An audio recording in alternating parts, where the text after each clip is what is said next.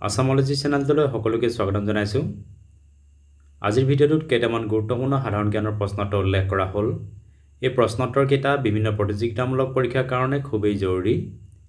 ভিডিঅ'টোৰ প্ৰথম প্ৰশ্নটো হৈছে অসমীয়া দিনপঞ্জী অনুসৰি ঋতুৰ ৰাণী বুলি কোনটো ঋতুক কোৱা হয়? উত্তৰ শৰৎ ঋতু। শৰৎ ঋতুৰ সময়কাল হৈছে আহিন আৰু কাতি মাহ। জেন জি বা জেন জেড এই শব্দটো আজিকালি প্ৰায়ে শুনা যায়, ইয়াৰ অৰ্থ কি? উত্তৰ জেন জিৰ ফুল ফৰ্ম হ'ল জেনেৰেশ্যন জেড, অৰ্থাৎ 1995 চনৰ পৰা 2012 চনৰ ভিতৰত জন্মগ্ৰহণ কৰা লোকসকলক বা প্ৰজন্মটোক জেন জি বুলি কোৱা হয়। অসমৰ কোনখন নদীক তিব্বতত ইয়াৰলুং চাংপো নামেৰে জনা যায়? উত্তৰ ব্ৰহ্মপুত্ৰ নদীক। চিনেমাৰ লগত জড়িত VFXৰ সম্পূৰ্ণ অৰ্থ কি? উত্তৰ VFXৰ ফুল ফৰ্ম হ'ল ভিজুৱেল ইফেক্টছ। শাসক দান্তি দুৰ্গ কোনটো ৰাজবংশৰ লগত জড়িত? উত্তৰ ৰাষ্ট্ৰকূট ৰাজবংশৰ লগত। ভাৰতীয় সংবিধানৰ প্ৰস্তাৱনা কিমান চনত সংশোধন কৰা হৈছিল? উত্তৰ 1976 চনত।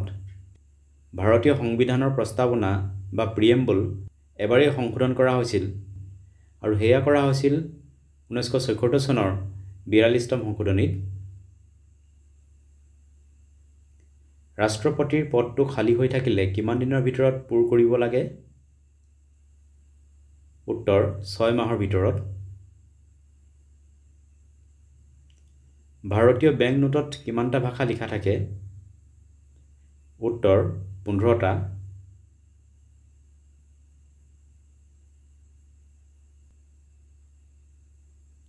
পৰম্পৰাগত সাজপাৰ পোৱান কোনখন ৰাজ্যৰ লগত জড়িত?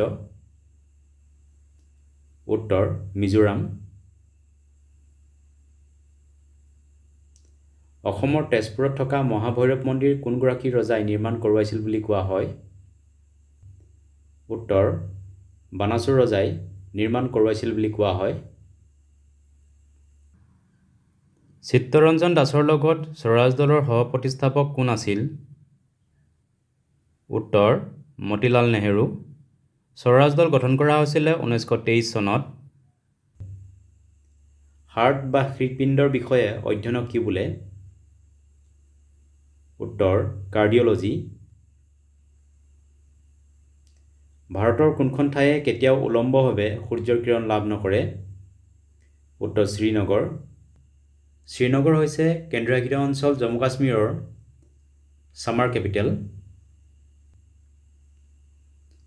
কেনাডাৰ ঘাঁহনি অঞ্চলক কি বোলে?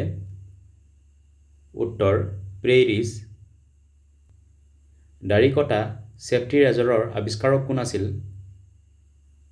উত্তৰ কিং কেম্প জিলেট।